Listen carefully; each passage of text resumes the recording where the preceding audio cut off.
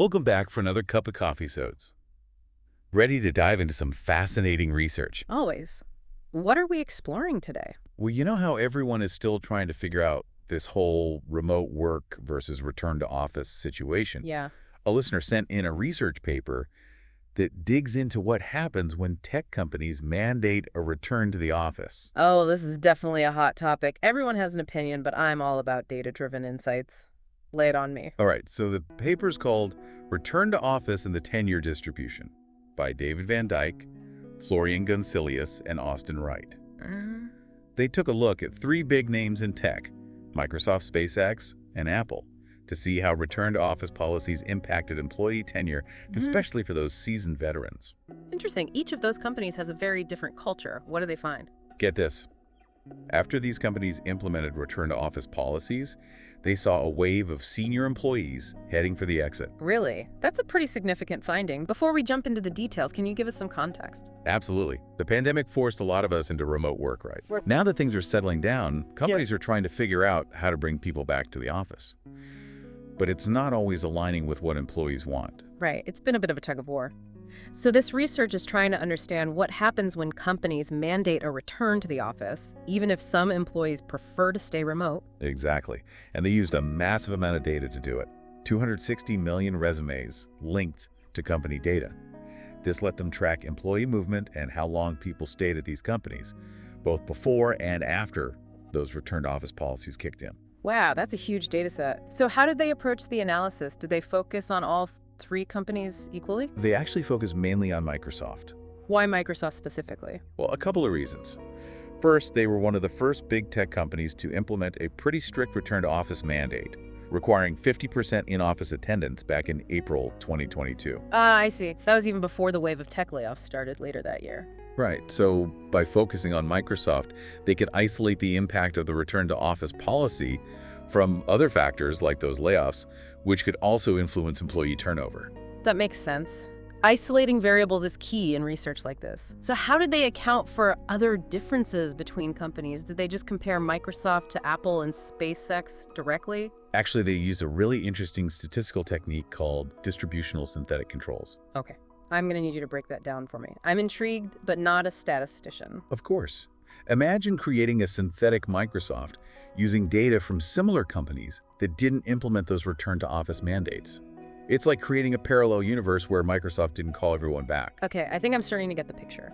So they compare the real Microsoft to this synthetic Microsoft to see what difference the return-to-office policy made. Exactly. Brilliant. What did they find? Did people actually leave Microsoft after the mandate? Yes. After Microsoft's return-to-office mandate, there was a noticeable dip in how long employees stuck around, especially among those who'd been with a company for a while. So the more experienced employees are more likely to say, see ya? Exactly. And here's the thing. This effect wasn't immediate. It actually became more pronounced the longer someone had been at Microsoft. Interesting. So it's like there's a delayed reaction to the policy change. Maybe people tried to make it work, but eventually the lack of flexibility pushed them to look elsewhere. Did they find any patterns in terms of seniority? They did. They measured seniority based on job titles and found a significant decrease in the proportion of employees holding senior roles at Microsoft after the return-to-office policy went into effect. So it wasn't just that people were leaving, but the more senior people, those who often hold leadership positions, were disproportionately heading for the exits. That could be a major blow to the company. Exactly. You're losing not just talent, but institutional knowledge, leadership experience. That kind of stuff is hard to replace. Did the researchers track where these folks went after leaving Microsoft? They did. And you know what? A lot of them ended up at direct competitors of Microsoft. Companies that were still offering remote work, or at least more flexibility. You got it. So not only is Microsoft losing valuable employees, but those employees are potentially taking their expertise and insights to companies that are vying for the same market share. Ouch. What did the researchers have to say about the implications of all this? They actually termed it a brain drain and highlighted the potential human capital cost. It's not just about the salaries you're paying, right? It's about the investment you've made in training these employees, the years they've spent building relationships and understanding how things work.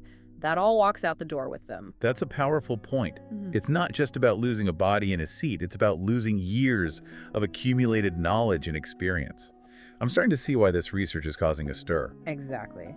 But this is just the tip of the iceberg. There are some even more intriguing findings that we need to unpack. I'm all ears. Tell me more. So what else did the researchers uncover in their data? What other surprises were lurking beneath the surface? Well, remember how there was a lot of discussion during the pandemic about how remote work might disproportionately impact women? Yes, I recall many articles and surveys suggesting that women, especially working mothers, had a stronger preference for remote work due to caregiving responsibilities and flexibility needs. Exactly. So you might expect to see women leaving at higher rates when those remote work options were taken away. That's a logical assumption. Did the researchers find any evidence of that? Interestingly enough, they didn't. The data showed no significant gender differences in who was leaving Microsoft after the return to office mandate. That is surprising. It seems seniority and tenure were much stronger drivers of departure than gender. What about the career paths of those who left? Did they just drop out of the workforce? Not at all. The researchers also looked at whether these folks ended up unemployed, and they found no spike in unemployment among those who left Microsoft. So these employees weren't just quitting and hoping for the best. They had other opportunities lined up. It sounds like they were making deliberate choices. Precisely.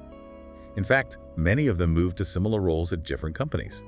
And get this, often even received promotions. So it wasn't a case of people being forced into lower-level jobs because they wanted to stay remote. It was senior talent strategically deciding where they wanted to work. That's a crucial point.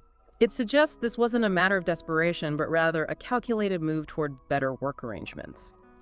So what are the long-term consequences of this kind of shift? What happens when companies lose this wealth of experience and expertise? That's the million-dollar question. The researchers highlighted the potential impact on company culture innovation and even entire industries. Think about it. Senior employees often mentor junior staff, bring different perspectives to the table, and help shape the direction of a company. And when they leave, there's a void that's not easily filled. Exactly. And the companies that can either retain their senior talent or attract it from others might have a significant advantage moving forward. It raises a lot of questions about the future of work, doesn't it? It absolutely does. What's fascinating here is the potential reshuffling of talent in the tech industry and perhaps beyond. Will this lead to a concentration of experienced professionals in companies that fully embrace remote work? Will those companies have an unbeatable edge? Or will traditional companies find ways to adapt and create work environments that attract and retain top talent? It's hard to say for sure, but this research definitely provides a lot of food for thought. It highlights the importance of flexibility and the need for companies to be more attuned to the changing preferences of their employees, especially those with years of valuable experience. This has been such an eye-opening deep dive. I'm already thinking about how this research might apply to other industries. Me too. It would be interesting to see if similar patterns emerge in sectors like finance, healthcare, or even education. I have a feeling this is just the tip of the iceberg, and it's going to be fascinating to see how this all plays out in the coming years. This research is definitely a great conversation starter about the future of work and what it means for companies and employees. Absolutely. And it underscores the importance of using data to inform these conversations. We can't rely on anecdotes or assumptions. We need to understand the real impact of policies like return to office mandates if we want to create workplaces that thrive. Well said. So after all this, what is the key takeaway for our listeners? What should they be thinking about after this deep dive into the world of return to office policies and their unintended consequences? I think the main takeaway is that there's no one-size-fits-all solution. What works for one company might not work for another, and companies need to be willing to experiment and adapt to find what works best for them and their employees. And maybe that means being more open to remote work, or at least to more flexible arrangements. It could, or it could mean finding creative ways to make the office a more attractive and engaging place, to be a place where people genuinely want to spend their time. Either way, it's clear that the way we work is changing, and companies need to be ready to evolve with it, or they risk being left behind. That's for sure. Who knows what the future holds? Maybe we'll see a whole new model of work emerge, one that combines the flexibility of remote work with the benefits of in-person collaboration, a model that caters to different needs and preferences, allowing individuals and companies to truly thrive. It's almost like we're seeing a power shift, you know? Yeah.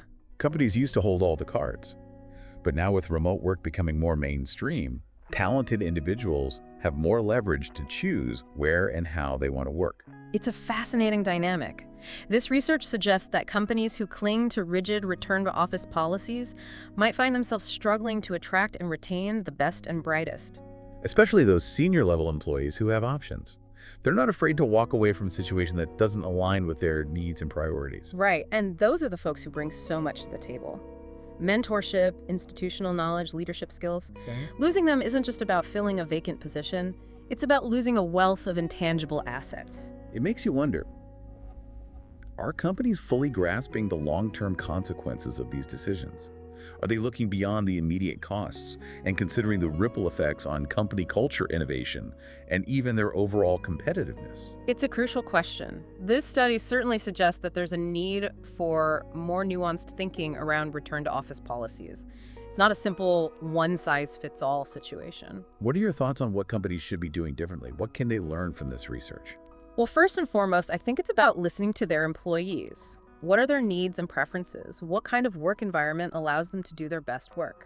Instead of imposing top-down mandates, companies should be exploring flexible arrangements, whether it's fully remote hybrid models or something else entirely. It's about finding that sweet spot where both the company and the employees feel valued and supported. Absolutely.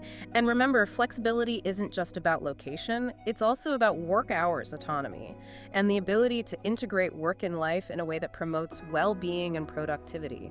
It seems like companies who embrace this kind of adaptable mindset will be the ones who thrive in this evolving world of work. I agree. This research is a wake-up call. It's time for companies to let go of outdated notions of what work should look like and embrace the possibilities of a more flexible, human-centered approach. This has been such a thought-provoking deep dive. Thanks for joining me. The pleasure was all mine. I always enjoy these conversations. And to our listeners, thanks for tuning into Coffeesodes. We hope this episode is giving you some new insights into the changing landscape of work and the impact of return-to-office policies. If you're enjoying Coffeesodes, be sure to subscribe and leave us a review.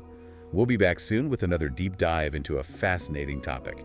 Until then, keep those coffees brewing.